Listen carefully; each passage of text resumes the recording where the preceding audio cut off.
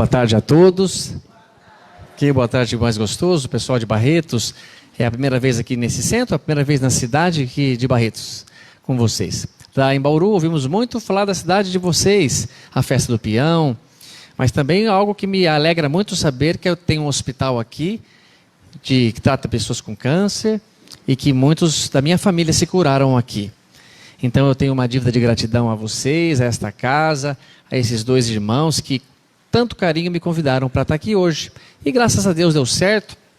Foi uma alegria mesmo poder participar dessa semana, estar com vocês e falar um pouco desse assunto que veio me dando vontade de falar. E acho que depois dessa linda canção que ouvimos, essa compositora, tem tudo a ver. A espiritualidade estava trabalhando já para que eu falasse mesmo sobre esse tema. Amanhã é Páscoa, eu fiquei tocado em falar sobre isso, o que representa. Mas também a Semana Chico Xavier é tão importante, o mês que Chico reencarna, né, em abril, 2 de abril, foi muito forte para a nossa doutrina. É muito importante lembrarmos, homenagearmos esse grande trabalhador da nossa doutrina. Então fiquei entusiasmado em falar um pouco sobre ele, talvez algumas histórias que nós podemos linkar com Jesus e colocar em prática a vida que queremos viver. E encarar a situação de que se Jesus fez um pedido para nós, por mais difícil que possa parecer, é difícil de acreditar que é algo que não nos quer fazer feliz. Todos nós temos esse objetivo na vida. Nascemos para ir melhorando, progredindo e conseguir a felicidade. E esse comportamento, essa luz que Chico deixou para a gente, faz com que a gente tenha coragem de que é possível sim atender o pedido de Jesus de amar o próximo como a si mesmo, de sermos mais felizes. Eu vou deixar aqui um pouquinho neste canto para me apoiar em algumas partes.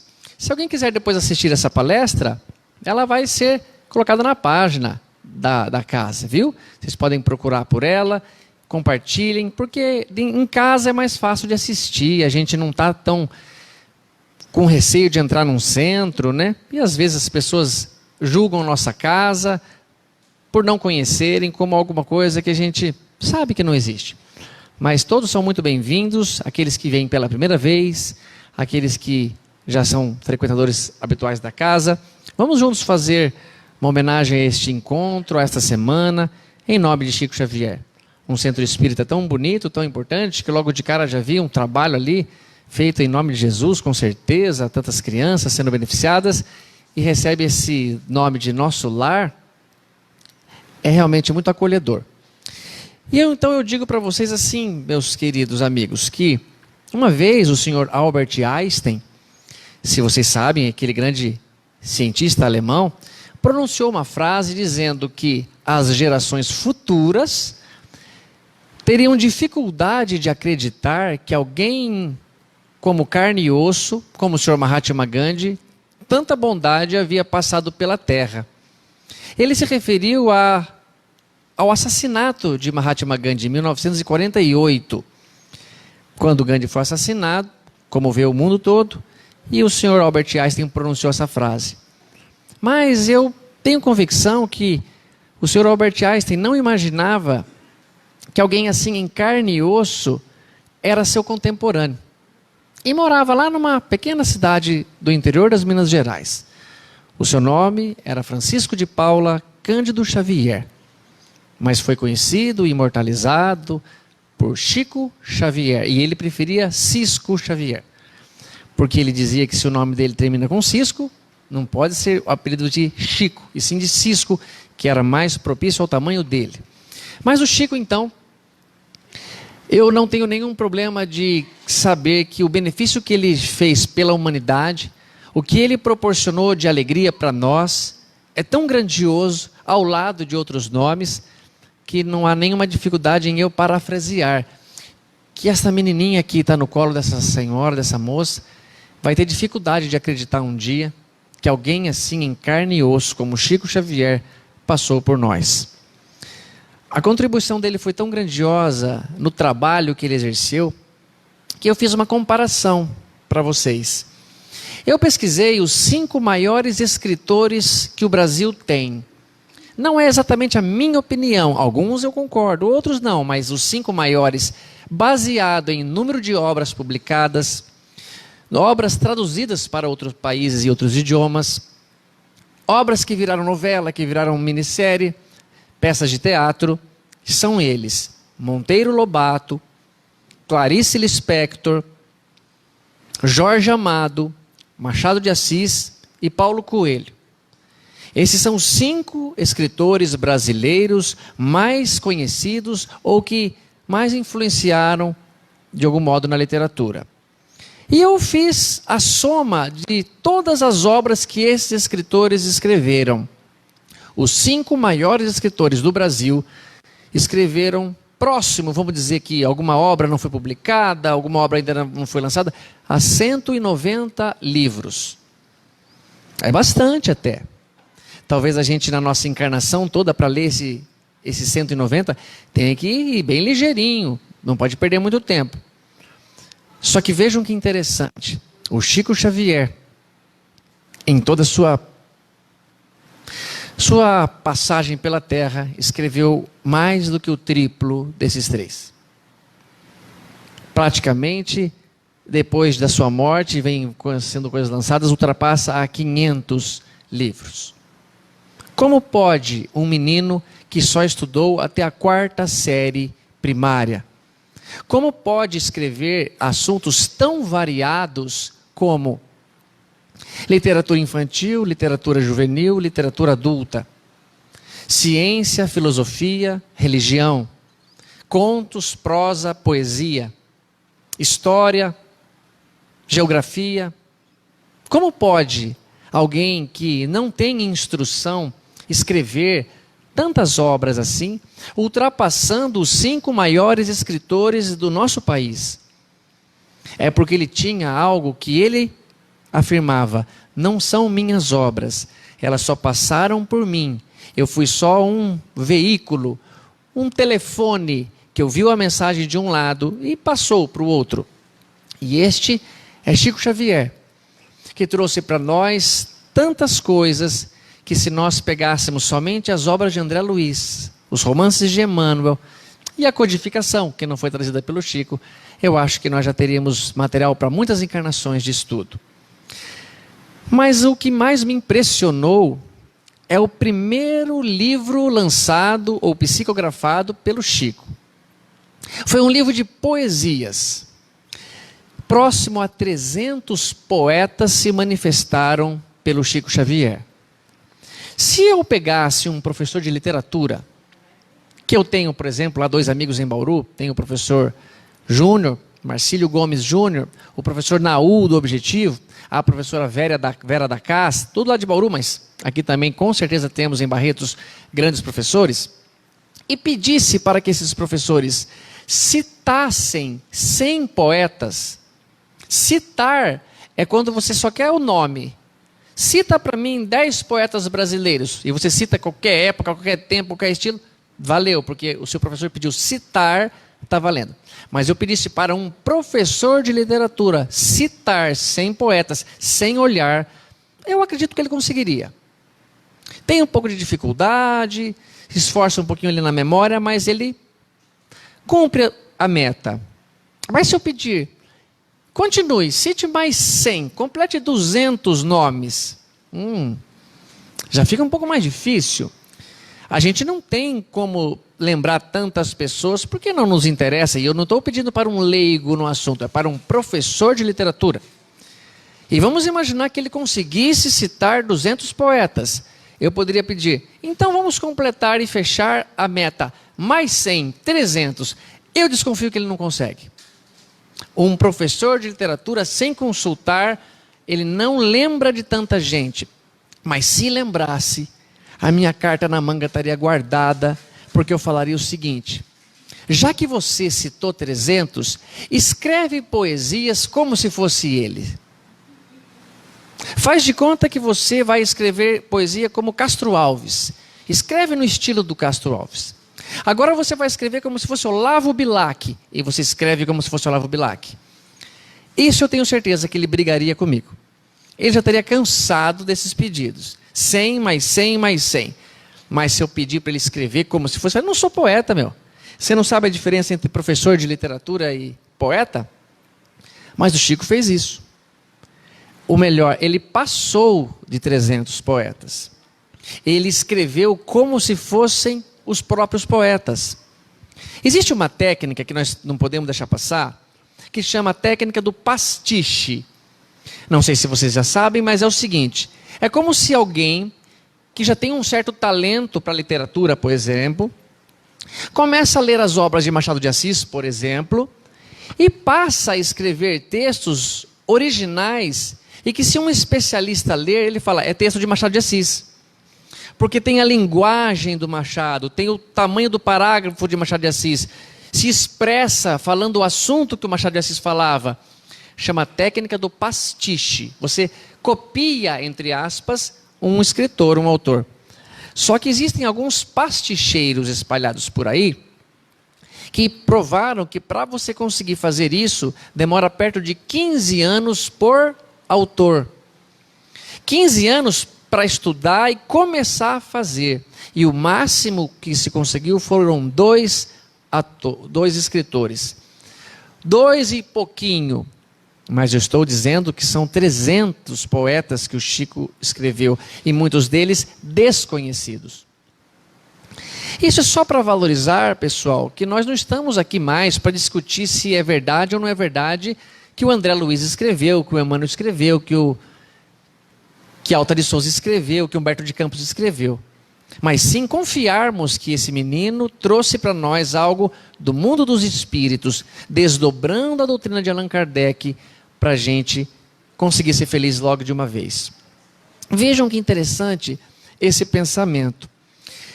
A poesia, você percebe que ao ler, ele tem um estilo. Quando você lê um autor, você gosta daquela obra, você gosta do estilo dele. Muitas vezes eu me decepcionei com artistas que eu adorava a obra, as músicas, mas ele tem um pensamento muito contrário ao meu. Então, eu tinha que fazer alguma coisa, mas eu dividia, separava o homem do artista. Mas vejam que interessante. Eu vou citar um exemplo para vocês, que vocês vão ver como que pode alguém ter tanta condição de fazer um estilo tão diferente um do outro. A primeira poesia que eu vou citar é uma poesia de Alta de Souza. É uma mulher, mãe. Veja que característica sensível, nos convidando à oração, ao valor da prece. Veja que simples, que bonito, que carinhosa é a maneira com que Alta de Souza escreve para nós, dando-nos o poder de orar, de fazer a prece lá em casa. Ela diz assim: meu irmão, tuas preces mais singelas são ouvidas no espaço ilimitado, mas sei que às vezes choras consternado ante o silêncio da força que interpelas. Volte ao teu templo interno abandonado, a maior de todas as capelas, e as respostas mais lúcidas e belas hão de trazer-te alegre e deslumbrado. Ouça o teu coração em cada prece. Deus responde em ti mesmo e te esclarece com a força eterna da consolação.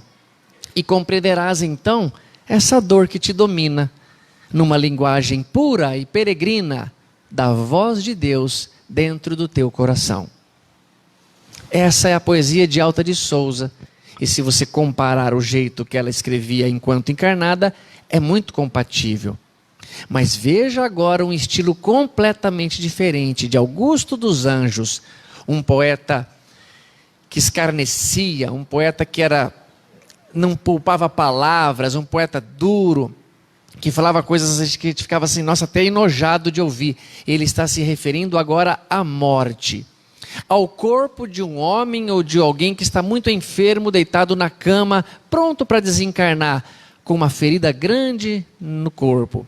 Veja o que ele diz: ei-lo o doente que se desengana, a úlcera enorme, baba uma gosma escura, é o esqueleto que se descostura ao bote da gangrena soberana.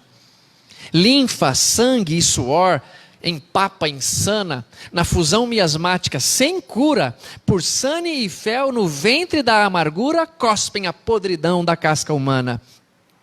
Última convulsão que desgoverna, a morte chega brusca, horrenda, eterna. Corre na garganta hirta fino gume, e a alma ditosa, feliz, nasce agora noutro nível. É um parto novo, e a vida imperecível desabrocha, igual a um lírio sobre o estrume.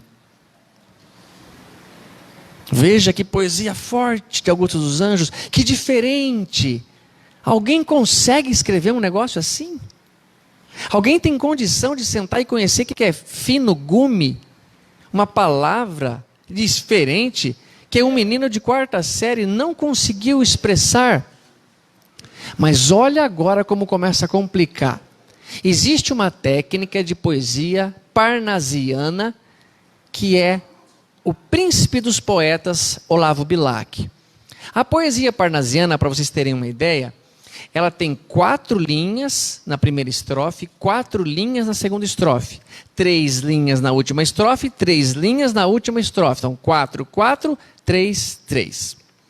As 2 palavras que terminam da primeira estrofe da extremidade vão fazer rima entre si. E as 2 do meio vão fazer rima entre si. Então, tá aqui, ó. Essa rima com essa com essa. Na estrofe de baixo, as da extremidade vão rimar com as do meio. E as do meio com a extremidade.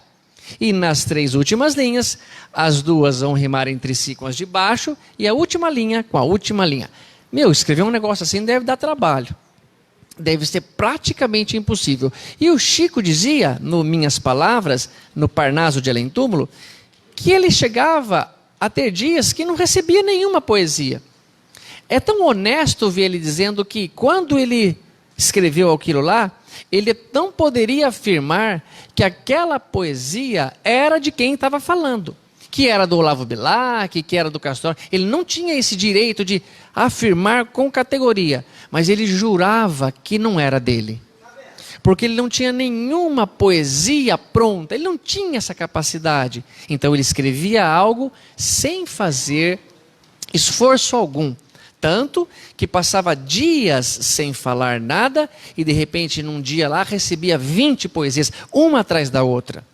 Nenhum poeta escreve deste estilo.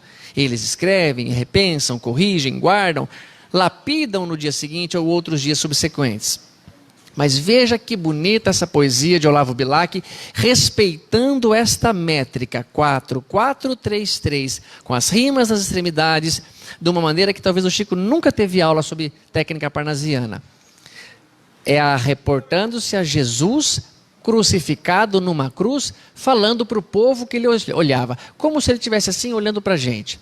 Ele disse assim: fita o mestre da cruz a multidão fremente, a negra multidão de seres que ainda ama. Sobre todos se estende o raio dessa chama, que lhe emana da luz de um olhar clarividente.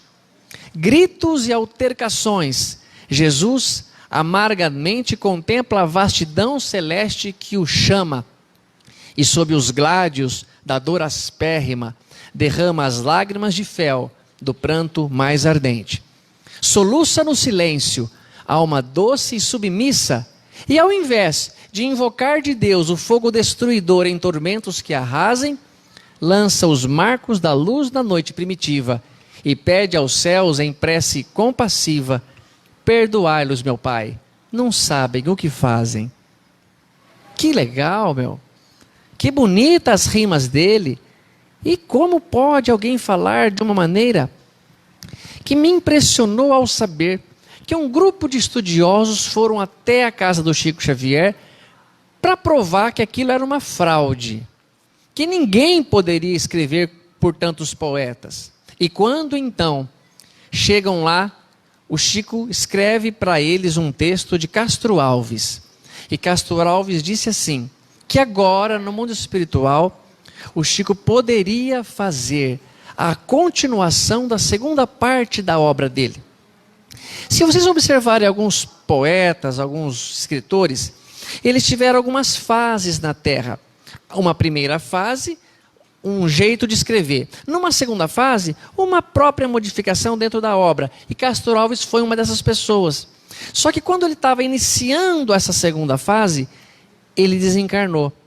E o Chico nem imaginava uma coisa dessa. Muitas pessoas no mundo espiritual que ficaram sabendo também não tinham conhecimento na Terra, porque não eram tão estudiosos de um poeta específico. Mas olha que interessante. Quando Castro Alves então vem e escreve, ele diz que agora esse estilo de poesia era já de uma maneira do segunda fase que ele escrevia. E o interessante é que quando os escritores, os estudiosos ouviram aquilo, e então poderiam desmascarar o Chico e falar, olha, é uma fraude por causa disso? Não se pronunciaram. Ah, por que não vai falar nada? Desmascara ele agora. Você não foi lá para fazer isso? Pois é a hora de desmascarar o Chico. E olha que bacana o jeito que ele falou. E depois a gente começa a linkar Evangelho com a vida de Chico Xavier. Ele disse assim: há mistérios peregrinos nos mistérios dos destinos que nos mandam renascer. Das mãos do Criador nascemos, múltiplas vidas vivemos, para as mesmas mãos voltar. Buscamos na humanidade as verdades da verdade, sedentos de paz e amor, mas em meio aos mortos-vivos, somos míseros cativos do desconhecimento e da dor. É a luta eterna e bendita em que o espírito se agita na trama da evolução. Oficina onde a alma presa forja a luz, forja a grandeza da sublime perfeição. É a gota de orvalho que vai caindo num arbusto que vai subindo, pleno de seiva e verdor. É um fragmento de estrume que se transforma em perfume na corola de uma flor. Tudo evolui, tudo sonha na imortal ânsia risonha de mais subir, mais galgar. A vida é luz, esplendor, Deus é somente seu amor, o universo todo é o seu altar. Ó bendito quem ensina, quem esclarece, quem ilumina, quem o bem e a luz semeia. Uma excelsa voz ressoa, no universo inteiro ecoa. Para a frente caminhai, o amor é luz que se alcança. Tenham fé, tenham esperança, e para o infinito marchai. 4 estilos muito diferentes, cada um de um jeito, e a gente supõe que alguém ainda desconfia do poder da mediunidade, da verdade que o Chico veio trazer para a gente.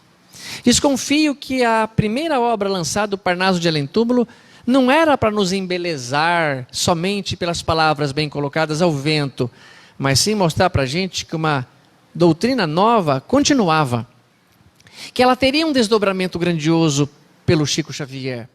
Eu não tenho dúvida nenhuma, pessoal, que no Brasil tivemos grandes trabalhadores. Um deles estou vendo ali, Caibar Schutel. Outro, Jesus Gonçalves, Jerônimo Mendonça, Adolfo Bezerra de Menezes. Mas eu não tenho nenhuma dúvida de dizer que a estrela maior é Chico Xavier. Eu tenho confiança que foi ele que me estimulou a agradecer muito a Igreja Católica, mas seguir meu caminho agora como estudante da doutrina espírita.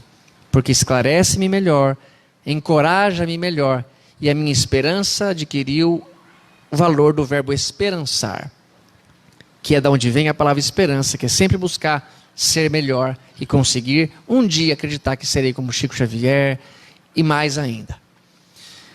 Mas eu não vim em si falar do médium Chico Xavier. Eu não vim estudar uma obra específica deles, como alguns maravilhosos palestrantes estão fazendo nesse encontro, nesse evento tão importante. Mas eu vim mostrar para a gente que é possível atender alguns pedidos de Jesus, vivendo uma realidade como Chico viveu. No dia a dia, na pobreza, carregando dificuldades físicas e conseguir ainda assim ser muito feliz. Vejam bem, pessoal, a mediunidade é algo que nasce conosco, no corpo físico.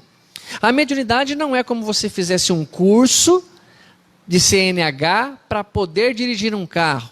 E enquanto você não tinha feito o curso, você não sabia. Agora que fez, você sabe dirigir. A mediunidade não é assim. A mediunidade é um sentido físico que está no corpo físico e que você pode desenvolvê-la e trabalhar. Uma vez eu estava lá no sul e fui experimentar numa vinícola os sabores diferentes de vinhos.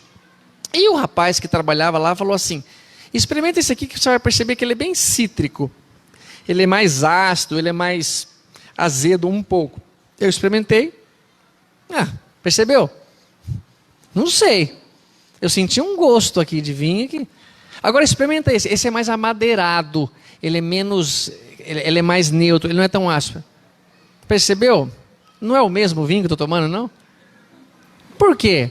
A minha papila gustativa não está treinada. Ele também falou que no dia que ele começou a degustar, ele também não conseguiu. Mas a papila gustativa já está na minha língua, já está na língua dele, já está na língua de vocês. A mediunidade é isso. É como se na glândula pineal nossa tivesse lá uns cristais, que estes cristais bem educados, bem treinados, vão possibilitar a gente ter uma comunicação mais honesta. Eu sei que tem médiuns de efeito físico, tem médiuns de evidência e tem médiuns de todas as maneiras. E aqui devem sim ter médiuns ostensivos de psicofonia, psicografia. Mas muito cuidado, pessoal, porque a gente não sabe geralmente o que vem da nossa cabeça ou da cabeça dos outros. Portanto, Kardec perguntou assim no livro dos médiuns, como podemos definir um médium perfeito? E a resposta foi assim, perfeito? Perfeição não é uma palavra bem aplicada ao vosso mundo. Podemos dizer que em vosso mundo tem médiuns menos enganados. Então eu acho que o Chico foi um dos médiuns pouco enganados. E sabemos de algumas histórias assim que ele foi até enganado. Mas logo se corrigiu. Mas vejam que interessante. Desde pequenininho, portanto, sendo a mediunidade um dom que nasce no corpo físico, e se você quiser desenvolver, você desenvolve. Tantos são os médiuns em outras religiões, e eu vejo quanto eles sofrem, porque os próprios líderes, autoridades religiosas, os acusam de estar com o corpo encarnado por uma criatura do mal. É muito triste saber disso, porém, está nascendo médium em todos os cantos, e sempre foi assim na humanidade. Mas a primeira manifestação que nós podemos saber que aconteceu quando o Chico era bem menino. Quando o Chico tinha 5 anos de idade, a mamãe dele desencarnou. Dona Maria João de Deus. E é triste quando a mamãe da gente morre, né? Todo mundo ama muito a mãe. E quando a mamãe dele morreu, ela disse assim para ele, Chico, se falarem para você que a mamãe morreu, não acredite. Porque a mamãe não morreu, a mamãe só está dormindo, fazendo um tratamento, e quando a mamãe estiver boa, eu volto para te falar como que foi o tratamento, para te provar que eu estou viva. E o Chico acreditou, e ela realmente desencarnou. Com 5 anos de idade. E o papai do Chico, seu João Cândido Xavier, ele só tinha 9 filhos, contando com o Chico. 9 filhos. Quando o Chico fica então órfão de mãe, o papai dele trabalhava vendendo bilhete de loteria, vendendo jogo do bicho. E quando ele então sai vendendo essas coisas, ele não podia ficar em casa, ele não tinha uma lojinha onde ele atendia as pessoas que vinham comprar, e ele, sei lá, poderia dar um pouco de atenção aos filhos. O que que ele faz? Ele distribui as pessoas, os próprios filhos, para as comadres, para tios, para compadres, poder cuidar. Não tinha dinheiro para nada. Se tivesse uma instituição como essa, para deixar os filhinhos e ele pudesse se apoiar, mas não tinha. Imagine essa dor se agravando no coração do Chico. E ele, além de perder a mamãe, perde o pai e os irmãos, porque vai morar numa outra casa. E lá nessa casa, ele foi cuidado por Dona Maria Rita de Cássia, uma madrinha dele. E ele só tinha 5 anos. E essa Dona Maria Rita de Cássia era uma mulher muito brava, muito severa. Pensa aqui uma mulher brava, mais brava um pouco, que batia forte no Chico. Mas não batia de palmada no bubão, não, usava instrumento para bater. Com vara de marmelo, dizia. Batia no bumbum, nas pernas, nos braços, na mão. Olha, pessoal, hoje em dia nós sabemos, não precisa bater em criança assim. Basta você tentar educá-la, premiá-la, aborrecer-se, privando que ela faça uma coisa que gosta. Mas bater em criança, eu acho que pelo menos no meu filhinho eu nunca vou fazer isso, até porque não está demonstrando nenhuma necessidade. Mas a dona Maria Rita de Cássia não poupava safanão no Chico. E ele apanhava e corria para uma árvore no fundo do quintal, e lá a dona Maria, João de Deus, cumpriu a promessa. Ela voltou e conversava com o Chico. Dizia para ele: filho, aguenta, a madrinha está só querendo te educar, seja bonzinho para ela, mais bonzinho do que o Chico já era. Confia em Deus. Se Deus está permitindo isso, tem um propósito por trás. Mas até então estava fácil. Até que num dia, esse menino, mais velho um pouquinho que o Chico, chamado Moacir, que era filho adotado da dona Maria Rita, parece uma ferida na perna dele que não queria sarar. Umas feridas no joelho estranha que não sarava, vai no médico, põe remédio e a ferida piorando. E não sarava. Eu imagino que era uma ferida que fosse talvez alguma infecção que o Moacir contraiu em algum lugar, brincando em algum lugar. Essa infecção talvez fosse facilmente curada colocando antibiótico. Mas vocês sabem em que ano nós estamos? Se o Chico tinha 5 anos de idade, nós estamos em 1915. A penicilina surgiu em 1928, com Fleming, até chegar no Brasil, até chegar em Pedro Leopoldo, o Moacir perdeu a perna. Não dá tempo de esperar. Nem sabiam se ia descobrir. Uma cidade de 20 mil habitantes, como Pedro Leopoldo. E depois que já tentou tudo quanto é jeito de cura, não dá, aí você vai dar atenção para a benzedeira, não é assim? A gente vai no médico, não tem jeito, desenganou, você vai no outro. Aí você vai na benzedeira, você vai procurar o curandeiro, aí você vai procurar Deus, vamos dizer. Apesar que o médico também é procurar Deus. E ela então vai com o Moacir e com o Chico numa benzedeira. E ela olha para aquela ferida, olha, fala: ih, esse caso aí só sara com simpatia. Qual é a simpatia? Uma criança menor de 6 anos tem que lamber essa ferida. 3 sextas-feiras, tal hora. E ela falou: esse traste serve? Era o Chico. Que traste mais maravilhoso, hein? Ela falou: quantos anos ele tem? Tem 5. Ué, então serve. E o Chico saiu correndo e foi encontrar com Dona Maria João de Deus, que voltou para ele mais uma vez e ele contou: mamãe, agora não dá mais. A madrinha quer que eu lamba aquela ferida do Moacir. Eu não vou fazer isso, mas não consigo. Ela falou: Chico, obedece a madrinha. Meu, é um pedido elevado, hein? Eu também não. Eu confesso, estou com você, não conseguiria fazer. Mas aí ele fala: porque se você fizer, filho, a madrinha vai ficar tão feliz com você que não vai mais te dar essas surras que você está levando. E nós estamos muito preocupados com as tuas mãos. Porque quem já levou palmatória de professor sabe que você tem que bater na palma. Não pode bater aqui. Porque tem vaso sanguíneo. Olha os meus vasos sanguíneos aqui, ó. Eu sou bem gordo, dá para ver facinho. Quando você bate aqui, pode romper vaso. E o Chico estava apanhando de qualquer jeito. E o Chico falou assim: mas a senhora acha, mãe, que a ferida vai sarar? Deu lamber, ela não está sarando por nada já faz tempo. E ela deu uma resposta que serve muito bem para nós. Se você fizer com amor, filho, ela vai sarar. E o Chico então foi. E na primeira sexta-feira ele lambeu. Na segunda sexta-feira ele não lambeu mais. Por quê? Porque a perna do Moacir estava assim. Desapareceu a ferida. Eu vou dizer uma coisa para vocês. Eu sou dentista. E sei que na nossa saliva tem um peptídeo de peso nuclear baixo chamado EGF, Epithelial Growth Factor, fator de crescimento epitelial. Tanto é verdade que os cachorrinhos que andavam por aqui, tem um ali, ó, ele está fazendo exatamente, ele está lambendo o pé. Instintivamente ele lambe as próprias feridas, porque ele sabe que alguma coisa ele limpa e coloca ali um remédio. Mas não é só na saliva dos cachorros, de todos os mamíferos como nós. Mas eu desconfio que não foi o EGF do Chico que fez aquela perna curar. Foi o que a mãe dele falou: é o seu amor, filho, que está curando a perna dele. E nós, do mundo espiritual, vamos colocar remédio para te ajudar a curar o Moacir. Eu não estou muito bem lembrado do nome desta pessoa. A minha memória tem me falhado.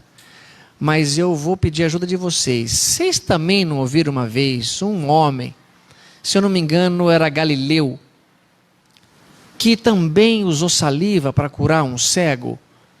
Não me lembro muito bem o nome desse Galileu, mas parece que um cego se aproximou dele.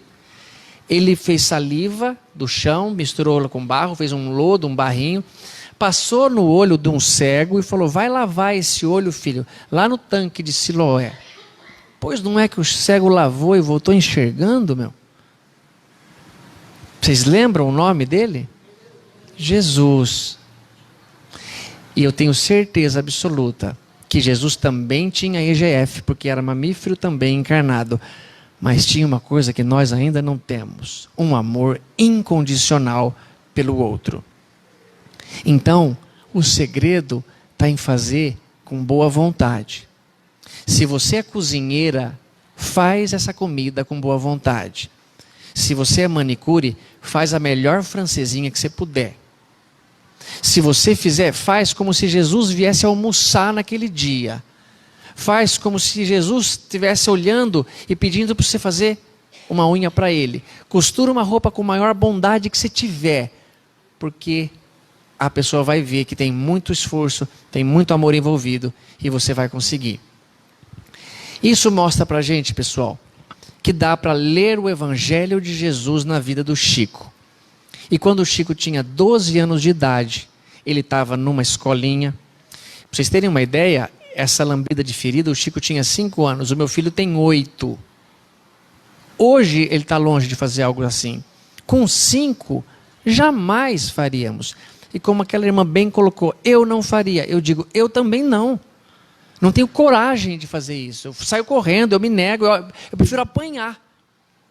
Mas nós estamos diante de alguém aqui que imortalizou a passagem própria pela terra. Por isso, tantos centros espíritas convidam nós palestrantes para falar na Semana Chico Xavier, no mês Chico Xavier, no dia de Chico Xavier. Mas aqui essa história é linda, porque quando o Chico então estava com 12 anos, pelas contas, estava dando o centenário da independência no Brasil. E todas as crianças da classe do Chico foram convidadas para escrever uma redação sobre aquele centenário. O que quisessem, mas que escrevessem, entregassem na escola, que ia ter um concurso em toda a cidade, ia ter um concurso ali nas Minas Gerais. O Chico sentou então para escrever, de repente ele levanta, vai até a professora e fala assim: professor, o que foi, Chico? Tem um homem lá, um homem de barba, falando que ele quer ditar a redação para mim. Fala: Chico, pelo amor de Deus, vai. A professora tem mais o que fazer. Volta para o seu lugar, senta e faz a redação. Ele volta, senta lá, vai, meu Deus, deixa eu em paz, vai. Larga o lápis. Professora, o homem está lá. Ele está querendo ditar a redação para mim. Aí ela falou uma coisa muito boa: Chico, vai lá, escreve o que ele está te falando. Maravilha. Copia a redação que ele quer te falar e está tudo certo. Tá bom. Olha a honestidade onde vai. Deixa eu abrir um parênteses. Ah, se fosse comigo. Se eu fosse quem estava lá com 12 anos e alguém querendo ditar, eu não falaria: pera um pouquinho, eu escrevo se você vier amanhã para fazer prova de matemática. Está sabendo que amanhã tem prova de matemática? Vem me ajudar, hein? Você estudou a matéria? Então vamos lá. E não contaria nada para a professora. Mas estamos falando de um grande homem que era o Chico. Ele volta e escreve a redação. Entrega, passa-se uns dias, vem a correção. E o Chico ganhou não só a melhor redação feita da escola, como ganhou menção honrosa da cidade de Pedro Leopoldo. Por um texto tão bonito, tão envolvente, falando da vida do centenário da independência. Quando então ele recebe esse prêmio e algumas pessoas vêm na sala de aula entregar para ele, os colegas dele falaram assim: professora, isso não é justo, porque não foi ele que escreveu. Quem escreveu é esse negócio de espírito aí que ele fica vendo. Ele fica ouvindo o Espírito e aí ele faz essa redação, mas não é ele que escreve. A professora falou assim para uma das pessoas, a Mariazinha: Mariazinha, agora para a diretoria. Você não vai falar assim dele, agora. Outro parênteses: ah, se fosse eu. Vai, Mariazinha. Quem mandou? Vai lá. Mas o que o Chico fez? Professora, não manda ela para a diretoria, não. Ela está falando verdade. A senhora lembra que eu estava lá no dia da prova e falei para a senhora: professora, tem um homem lá de barba escrevendo, quer editar a redação. Ah, é? É verdade, professora, não faz isso. Muito bonito, Chico, você querer ajudar a colega, mas então, quer ir junto com ela para a diretoria? Um menino interrompe e fala assim: quer saber, professora, vamos fazer o seguinte, se é espírito mesmo que está escrevendo, fala para ele escrever alguma coisa agora na lousa. Um texto de improviso agora, que a gente vai falar o tema agora. E um menino que estava lá na sala, que o pai estava trabalhando como pedreiro, falou: escreve aí sobre areia. Escreve qualquer coisa sobre areia. O Chico fala assim: ai, meu Deus do céu. E ao mesmo tempo escuta uma voz assim: Chico, pode ir na lousa, eu estou aqui com você, a gente escreve. Ai, que delícia. Era Alta de Souza, a primeira poetisa que eu falei, aquela que falou sobre a oração. Ele vai na lousa e escreve isso aqui para a gente. É impressionante a beleza, a profundidade desse texto aqui. Peraí. Aqui está. Meu, de improviso, cara. Se você chama alguém aqui, ó, vou pôr o microfone na tua boca. Vem cá, amigo, vem cá, fala aqui alguma coisa. Trava. Ele escreveu assim, ó: meus filhos, ninguém escarneça da criação. O grão de areia é quase nada, mas parece uma estrela pequenina refletindo o sol de Deus. O grão de areia, que ao pisarmos é insignificante, ganha dimensão inimaginável quando junto com outros grãos vira instrumento do passar do tempo. Ah, normal? Vamos dar uma breve analisada. Meus filhos, ninguém escarneça da criação. É o que vocês estão fazendo com esse menino. Para de fazer isso com ele.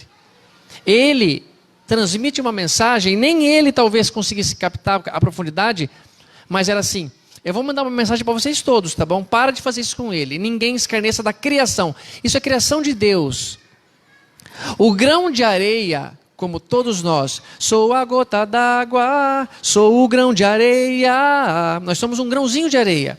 É quase nada, mas parece uma estrela pequenina refletindo o sol de Deus. É verdade. Se você olhar a vida do Gandhi, da Madre Teresa, da Irmã Dulce, do Kardec, do Dr. Bezerra de Menezes, do Chico, são pequeninos grãos de areia, mas parece um sol de Deus, refletindo essa luz que vem do Pai. O grão de areia, o Chico, que ao pisarmos é insignificante, ganha dimensão inimaginável quando junto com outros grãos torna-se instrumento do passar do tempo. Lei de sociedade de Allan Kardec: sozinho você não consegue progredir. Você tem que estar junto com outras pessoas, com a sogra, que é difícil, com o cunhado, com o namorado da filha, que é um casca grossa, com o sogro, com o pai, com quem quer que seja. Essas pessoas ajudam a gente a evoluir. O cérebro nosso, do primata, cresceu 3 vezes para ter o tamanho do nosso cérebro, por causa da dificuldade de relacionamento entre os indivíduos. Não é a dificuldade de fazer uma comida, não é a dificuldade de fazer uma roupa, de fazer uma costura, mas sim o relacionamento entre...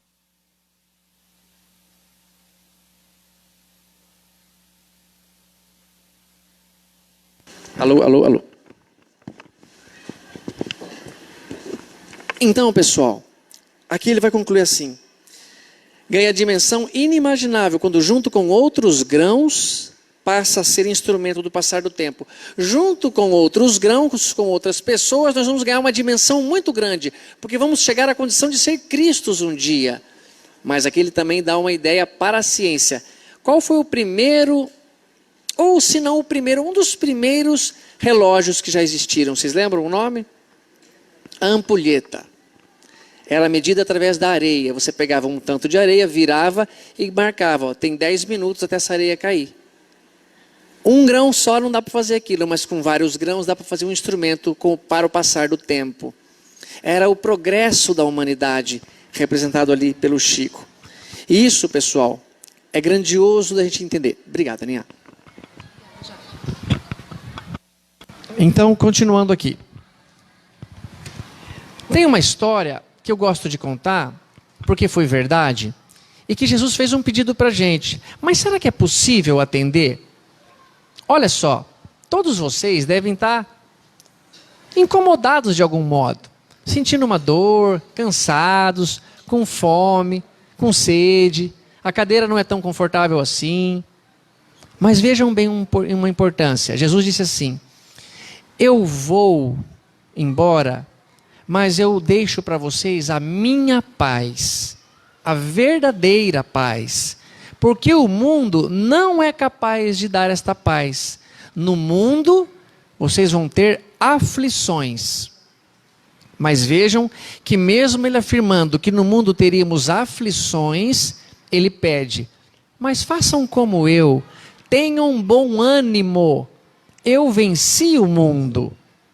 Vencer o mundo é diferente de vencer no mundo. Vencer o mundo é ser feliz mesmo na dificuldade. É querer que aconteça uma coisa, não acontecer, e eu fazer como Jesus, que seja feita a sua vontade, Pai, não a minha. Eu acredito que eu conseguiria fazer se eu pensar diferente. Mas o Chico consegue? Se Jesus disse que mesmo na dificuldade é para a gente ter bom ânimo, eu queria ver o Chico diante de uma dificuldade. Tem inúmeras. Uma delas foi quando um repórter estava conversando com ele e falou assim: senhor Chico, o senhor não se cansa, não? Dessa multidão peregrinando na porta da sua casa? Essa multidão de gente a te pedir favores, a te incomodar de madrugada. E além do que, seu Chico, não sei, eu acho que está saindo sangue do seu olho. Aí ele falou: filho, te desculpa, olha que só, pede desculpa por aquilo. Por quê? Eu tenho uma catarata hemorrágica por esse olho. Tiro o lenço, eu não enxergo nada por ele. Nossa, esse olho. E desse outro, faço o tratamento com colírios variados, que diminui a sensação de estar assim, com grãos de areia nos olhos. Mas a medicina está tão evoluída, filho, está tão bom o tratamento hoje, evoluída, isso era 1930, que eu já entendi que enxergar, ainda que precariamente, ainda que por um olho só, para mim, já é um privilégio. Poxa vida, o Chico teve um trabalho grandioso. E para escrever, ele precisava enxergar, pelo menos sem incomodar, sem sair sangue da vista. E sem estar com sensação de areia no olho. Cai um grãozinho, um cisco que a gente não consegue mais fazer nada. Como que pode? É porque ele já estava atendendo um pedido de Jesus. Vocês não imaginam que Deus poderia dar para o Chico um olho melhor? Resolver aquele problema da areia e fazer esse parar de sangrar e enxergar? Eu digo, ele poderia fazer isso e colocar até um terceiro olho aqui no Chico, se Deus quisesse. Mas não é essa a questão. A questão é o Chico Xavier, mesmo naquela condição, ser grato à vida. Agradecer a Deus. Entender que essa é a nossa condição. De estarmos juntos num planeta difícil, perigoso, mas mesmo assim caminharmos como irmãos, juntos, e atender da melhor maneira que puder. Mas não lamentem não, se vocês ficam tristes, porque um dia o Chico também estava triste. E veja como se confirma o ensinamento dele. Ele estava muito triste, e o Emmanuel falou assim para ele: Chico, o que foi? Você está sentindo uma tristeza no coração, e eu estou percebendo uma tristeza vindo do seu coração. Quem é médium sente a sensação do espírito, e o espírito sente a sensação do médium. Para quem não é médium, não pode falar muito dos médiums, a gente não sabe. A gente acha que mediunidade é que nem ver um filme e sentir toda aquela dor, imaginar como que é a emoção. Não, não. A mediunidade é você viver a história sentindo a dor da bala do mocinho. É viver aquela angústia, aquele medo que o espírito está sentindo. Ou a alegria, quando for alegria. Mas então, o Emmanuel percebe essa condição do Chico e fala: o que aconteceu, amigo? Estava tudo bem e de repente agora começou a ficar triste. E ele fala, é verdade, Emmanuel, não sei o que há. Comigo às vezes é assim, eu estou bem, estou feliz, e de repente eu começo a entristecer. Como se a minha felicidade não se sustentasse. Como um avião sem combustível começasse a cair. Como uma chaleira no fogo que eu desliguei a água e ela começou a esfriar. Inevitavelmente. E o Emmanuel dá um conselho para ele que serve para nós. É o mesmo conselho que Jesus deu. Ele fala assim, faz o seguinte, Chico. Para um pouco o que você está fazendo. Guarda o lápis, fecha o seu caderno. E vai para o seu quarto.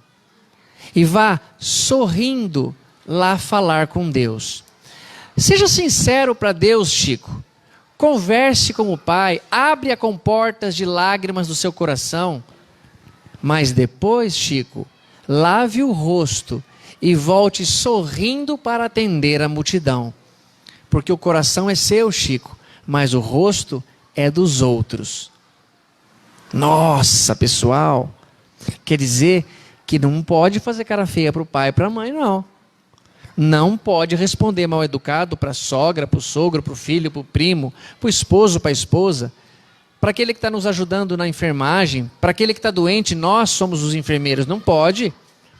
Porque está triste? Para então, vai lá no teu quarto e Jesus fala, feche a porta, converse com Deus em secreto. E não se preocupa de repetir muita coisa não, porque não é pela multiplicidade das palavras que vocês serão atendidos. Fala com sinceridade o que quer falar, lava o rosto e volta se sentindo melhor. Tenha um bom ânimo, porque se a gente tiver uma doença e não aprender com ela, ela não fez o efeito que precisava. Ter doença é ter uma professora para a gente um dia não precisar mais passar pelo mesmo erro. Quando você sente dor de sol, de queimadura de pele, é porque você tomou sol a mais do que podia. É a consequência de um erro. E este erro é visitado pela dor. E a dor, então, quer nos ensinar a não cometer mais aquele ato. Mas são tantas histórias magníficas, pessoal, que eu tenho algumas para a gente ouvir, ler um pensamento do Chico e a gente encerra. Olha que interessante. Quando a gente ouve histórias que a gente tem oportunidade de viver. Parece que aconteceu igual com a gente. Só que a gente não faz. Existe uma diferença entre desejo e vontade. Desejo é o que está lá no fundo do coração. Vontade é o que você manifesta. Tem gente que está com desejo e vontade de estar aqui dentro ouvindo a palestra. Tem gente que está com vontade, mas não está com desejo. A vontade é porque a mãe fica brava, eu tenho que estar aqui para ganhar alguma coisa depois. Isso é só a vontade. A vontade é soberana, o desejo é íntimo. E eu tenho um recado para todos nós que sofremos de enfermidades. Tudo que você está passando foi você mesmo que aprontou. Você que armou essa cilada para você. Porque uma vez, um homem fumava 100 cigarros por dia. São 5 maços. E ele foi atrás do Chico Xavier para pedir um conselho para o Emmanuel, que era o guia dele. E a história é assim. Um irmão que fumava 100 cigarros por dia pediu um conselho ao espírito de Emmanuel sobre o hábito pernicioso a que se entregava. E o mentor espiritual Emmanuel, então, o atendeu dizendo: melhore a si mesmo, meu filho, cuidando mais da sua saúde. Disse então o consulente, o homem: eu desejava que me desse um conselho mais direto. Emmanuel então disse: pois bem, pare de fumar. Ora essa... O que eu desejo é uma resposta positiva, que me animasse. Emmanuel, então, endereçou-lhes as seguintes palavras: meu amigo, entre fumar e não fumar, é melhor não fumar. Entretanto, se você pretende fazer alguma coisa pior e viver essa coisa, continue fumando. Não precisa levantar a mão. você que fuma aqui dentro, você sabe que faz mal, né? Você sabe que não devia fazer isso? Você sabe que o dinheiro gasto com cada maço dava para você dar para alguém, comprar 1 litro de leite, dava para fazer qualquer outra coisa, dava para fazer um monte de outras coisas, mas cada um é dono do seu próprio corpo. Outras coisas fazem mal, sim, sem dúvida. Fumar é uma delas. É só um treino, um preparo, uma entrega para a gente ter uma saúde melhor. Porque não tem sentido nenhum eu ser fumante e pedir para Deus cuidar da minha saúde. Se alguém pede para cuidar da saúde, você tem que ter feito de tudo para que aquela saúde seja boa. Fez a tua parte e o resto Deus faz. Mas é muito, muito importante que a gente cuide melhor dessa saúde.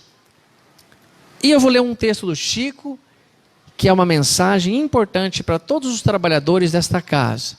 É difícil trabalhar quando a gente não está sendo reconhecido. É difícil você fazer algo com carinho e a pessoa te criticar. Mas não desistam, trabalhadores desta casa. Não desistam porque vocês estão fazendo isso em nome de Jesus. Se fosse fácil, qualquer um faria. Mas quando o Chico encontrou com o Emmanuel pela primeira vez, o Emmanuel falou assim para ele: Chico, nós temos um longo trabalho pela frente. Nós vamos escrever primeiro 30 livros, depois mais 30, depois mais 40, vai dar 100. Você aceita, Chico? Ele não fala nada, ele só fala assim: aceito, Emmanuel. Ele não perguntou como vai fazer para comprar folha, quanto vai ser, que hora que eu vou escrever, posso ver meu jogo de futebol? Não, ele só falou aceito. Às vezes a vida convida a gente colocando alguém enfermo lá na nossa casa. E é como se Deus perguntasse: você aceita cuidar dele, filho? É só por um pouco de tempo, já já vem a morte. É curto, não demora muito. O Henrique, tive que trocar a fralda dele muitas vezes, agora vai sozinho já. E eu fico até com uma saudade. É por pouco tempo, confia. E o Chico Xavier escreveu assim: eu trabalhei por 37 anos numa repartição do Ministério da Agricultura. Eu chegava em casa por volta das 5h15 da tarde. Tomava alguma coisa rápida, um chá, qualquer coisa, fechava a porta do quarto e trabalhava das 17h30, das 5h30, até as 3 horas da manhã. Foi assim que eu recebi o livro Paulo e Estevão. Eu tinha que receber, passar a limpo e depois eu datilografava. Isso durou muitos anos, mas quando me aposentei, pensei que estava certo em achar que era possível ser um bom médium e um bom profissional. Dá para vocês ajudarem aqui no centro sem ganhar nada e também ser um bom profissional e ganhar alguma coisa que compre para a gente viver, já que o corpo precisa. É só disciplinar bem o tempo. E quando o Emmanuel fala isso, ele fala: Chico, eu só te peço 3 coisas: disciplina, disciplina e disciplina. 3 coisas que são a mesma. Sem obediência, disse Chico Xavier, sem disciplina, eu não acredito em progresso algum. Porque toda a natureza, para mim, é uma lição de disciplina. O sol não abandona seu posto pedindo férias. As árvores não reclamam da dilapidação de que são vítimas. Assim, não posso me queixar por compartilhar as profundas dores das almas dos meus irmãos em sofrimento. E o Emmanuel falou uma frase, resgatada até de Jesus, mas é assim: o bem que praticares em algum lugar é teu advogado em toda parte. Tudo que vocês fizerem de bem para os outros, mesmo que alguma pessoa esteja dificultando, tumultuando, atrapalhando, faz com amor. Não é para ele que você tem que dar satisfação, é para alguém mais elevado. Não mais importante, só mais elevado, que nós todos chegaremos também nessa condição. E quando, pessoal, vocês puderem ter a oportunidade de trabalhar por alguém sem cobrar nada, faz. porque pode ser uma conta que vocês estão pagando de uma dívida contraída já há muito tempo e que Deus deixou ela bem baratinha para vocês. A história mais bonita do Chico que eu conto para vocês foi quando o Chico estava trabalhando até tarde, estava indo embora já de madrugada, 3 horas da manhã, e é encontrado, abordado por 2 ladrões. 2 ladrões pobres, porque não tinha nenhuma faca para ameaçar o Chico. Ameaçaram bater no Chico. E o Chico, pobrezinho, jamais iria revidar. E eles ameaçam: é um assalto, rapaz. Vai passando dinheiro para cá, ou então você vai apanhar. Poxa vida, filhos, calma, vocês assaltaram um homem muito pobre. Eu não tenho dinheiro para quase nada. Ó, o pouco que eu tenho é esse aqui, vocês podem ficar com ele. Não, não é possível que o senhor tenha só isso. Deve ter, tem outro bolso aí. Não, eu não tenho. E o pouco que ganho, eu cuido de umas crianças. Olha que legal, pessoal. Vocês estão fazendo uma coisa que o Chico faz. Eu compro coisinhas para elas, eu quase não uso para mim o dinheiro. Então eu compro leite, compro agasalho, cobertor, remédio. E eu cuido delas, mas se vocês forem comigo até minha casa, eu tenho alguma coisa para dar para vocês. Nós podemos fazer uma refeição. E eu tenho um agasalho aqui, é tão frio em Pedro Leopoldo, venta tanto. Ele falou: não é possível, o senhor está inventando essa história, nós vamos bater, nós vamos quebrar suas mãos. Não, filho, por favor, não quebra as minhas mãos, elas são tão úteis para as crianças. E vocês não ganhariam nada fazendo o mal. Mas se vocês deixarem minhas mãos boas, eu posso ajudá-las e posso ajudá-los também. Vamos até minha casa, eu tenho coisas melhores para oferecer, não é dinheiro, mas é um alimento, um agasalho. E um dos ladrões, eram 2, falou assim: o senhor cuida de criança pequena? Sim, filho, é verdade, cuido de criança. Eu não estou inventando. Vamos lá, você vai ver. Ele falou: o senhor é Chico Xavier? Ele falou: ele me conheceu. Acho que eu vou apanhar agora.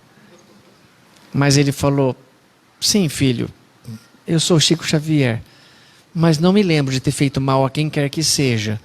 Mas se fiz mal a você, você me perdoa agora. E eu quero remediar isso. Quero dar mais do que posso. Vamos comigo até em casa, eu lhe prometo algo melhor. E ele falou: não, seu Chico, o senhor não fez mal para mim, não. Pelo contrário, uma vez o senhor salvou a minha vida. Porque eu era, seu Chico, uma criança recém-nascida, muito pequena. E meu papai e minha mamãe já tinham pedido comida em algumas casas e ninguém dava nada. Estava um dia tão frio, seu Chico, a gente estava congelando. E batemos na casa do senhor. E a mamãe conta que um homem jovem abriu a porta e convidou meu pai para entrar. Disse que tinha comida, mas que a gente não podia esperar lá do lado de fora. A gente entrou, o senhor deu uma comida para o meu pai, para minha mãe.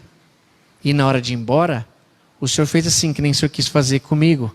O senhor tirou o casaco, o agasalho do senhor e deu para o meu pai. Foi para dentro e pegou um cobertor e cobriu as costas da minha mãe e meu corpo de criança. E eu tenho esse cobertor até hoje, seu Chico. Portanto, eu acredito que naquele dia o senhor salvou a minha vida. Eu não posso ficar com o dinheiro do senhor, seu Chico. Pode comprar coisa para as crianças. E quer saber? Fica com o dinheiro que eu já roubei hoje também, ó. E entregou para ele. O outro ladrão falou: não, como assim? É nosso dinheiro honrado de roubar as pessoas. Pode dar aqui esse dinheiro, rapaz. Ele falou: não, é dele. E você, calha a boca, dê o seu dinheiro para ele também. Não, dá o seu dinheiro. E o outro ladrão entregou. Na consciência do primeiro ladrão acendeu uma luz amarela. Não rouba esse filho, não. Mesmo que no contrato, na cláusula dos ladrões esteja ladrão é ladrão, rouba qualquer um. Para esse, tinha um especial. Esse você não vai cobrar, porque o Emmanuel falou: o bem que você fizer a qualquer pessoa é teu advogado de defesa, onde você estiver. E ele então não consegue roubar o Chico, mas na consciência do outro ladrão acendeu uma luz verde. Uma luz que não pode roubar assim. Ele não tinha experimentado ainda o que é passar frio e o que é passar fome. Como esse menino, esse bom ladrão, se é que existisse bom ladrão, passou. E o Chico foi embora, agradeceu muito e disse assim que uma vez ele foi assaltado por 2 ladrões. Mas ele vai ter que se entender com Deus, porque na verdade foi ele que roubou os ladrões. Ele que ficou com o dinheiro dos ladrões. Mas isso serve para todos nós. Todas as pessoas são filhas de Deus. E todas as pessoas do mundo querem ser felizes. Eu tenho a mensagem final para vocês, também do Chico. Falar coisas que o Chico psicografou dos outros é muito legal, é muito grandioso. Mas eu quero que vocês escutem o que o Chico escreveu, o que o Chico ditou para a gente. Passei fome, passei frio. Em Pedro Leopoldo, sempre fez muito frio. Ventava muito. A nossa casa não era forrada. Às vezes, a gente não tinha o que comer. Era somente uma panela no fogão. Mas ninguém em casa morreu por causa dessas privações que passávamos. A gente comia sempre arroz com chuchu. De vez em quando tinha mandioca ou ovo. Caso tivéssemos tido muita comida em casa, eu iria me empanturrar, porque sempre gostei de comer e sempre estava com fome. Mas como seria capaz de dar comunicações de espíritos com a minha barriga tão cheia? Se só me sobravam os horários do almoço para escrever. Penso que tudo que passei na vida teve uma razão de ser. O meio aparentemente diverso em que renasci foi-me de grande valia para cumprir a minha missão aqui na Terra. Agradeço todas as dificuldades que enfrentei. Se não fosse por elas, eu não teria saído do lugar. As facilidades nos impedem de caminhar. Mesmo as críticas mais duras nos auxiliam muito. Partirei desta vida sem um níquel sequer. Tudo que veio a mim em matéria de dinheiro simplesmente passou pelas minhas mãos. Graças a Deus, a minha aposentadoria dá para comprar os meus remédios. Roupas, os amigos me doam quando acham que eu estou mal vestido. Sapatos, eu custo a gastar um par. Eu não tenho conta bancária, talão de cheques, nenhuma propriedade em meu nome, a não ser esta casa que estou e que já passei em cartório para outros. Tenho apenas o usufruto. Nunca tive carros, nem sequer uma carroça, de modo que nesse sentido nada vai me pesar na consciência. Fiz o que pude pelos meus familiares, e se não fiz mais, é porque mais eu não podia fazer. Nunca contei o dinheiro que trazia no bolso, nem mesmo aquele dinheiro que alguns amigos generosos colocavam no meu paletó. Quanto a mim, sou apenas um médium, e um médium muito falho, e os médiuns seguem-se uns aos outros perante o tempo. Eu não receio ter necessidade de ter substituto, pois me sinto como um capim. Quando um capim desaparece, outro vai surgindo no lugar. Um ser iluminado? Não, uma tomada entre dois mundos. Um porta-voz de Deus? Não, um burrinho encarregado de transportar os documentos dos espíritos. Um apóstolo? Não, um Cisco Xavier, mas alguém disposto a servir. Cada tiquinho de paz que eu levo para alguém vale a paz que nunca foi minha. Sei que errei muito, mas prometo melhorar sempre mais. E uma frase que está escrita então lá na parede de fora desta casa.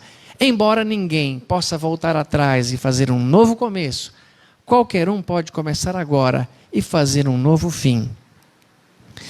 Durante muito tempo eu sempre tive vergonha de um calo que tem na minha mão, de tanto escrever.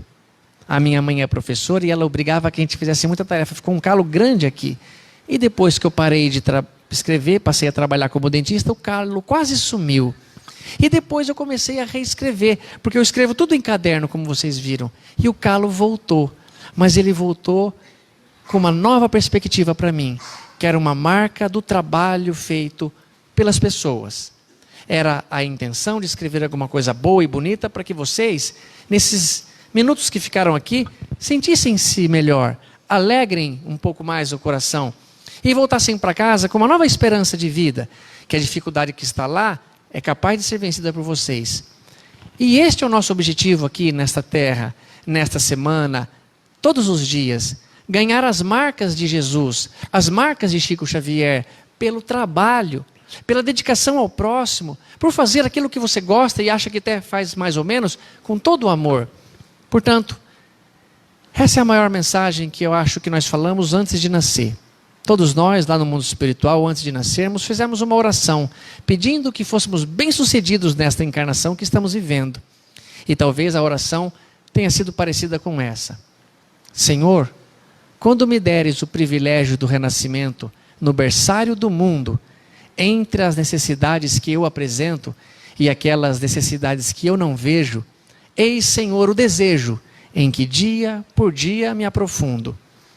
Deixa-me renascer em qualquer parte, entretanto, que eu possa buscar-te, onde constantemente continuas, trabalhando e servindo em todas as estradas, para que um dia eu também tenha as minhas mãos marcadas, como trazes as tuas. Quanta ilusão que eu me debatia, crendo que o desespero fosse prece, a rogar-te segurança e alegria sem que eu nada fizesse. Imitava lá na terra o lavrador, a temer pedra e lama, vento e bruma, aguardando milagres de colheita sem plantar coisa alguma. Entretanto, Senhor, agora sei que o trabalho é um divino compromisso, estímulos dos céus guiando nossos passos, e que por atender a semelhante lei puseste ambas as mãos em nossos braços, por estrelas de amor e de serviço. Assim, quando efetues as esperanças em que eu me agasalho, e eu estiver lá na terra, entre os homens e mulheres, os meus irmãos, que eu me esqueça em trabalho, e me lembre das mãos, não des tempo para lastimar-me, que eu busque tão somente a luz que me acenas. No desejo de seguir-te, quero o trabalho apenas. Dá que eu esteja contigo onde estiveres, uma réstia de paz, que eu seja alguém sem destaque e sem nome, que caminhe no bem.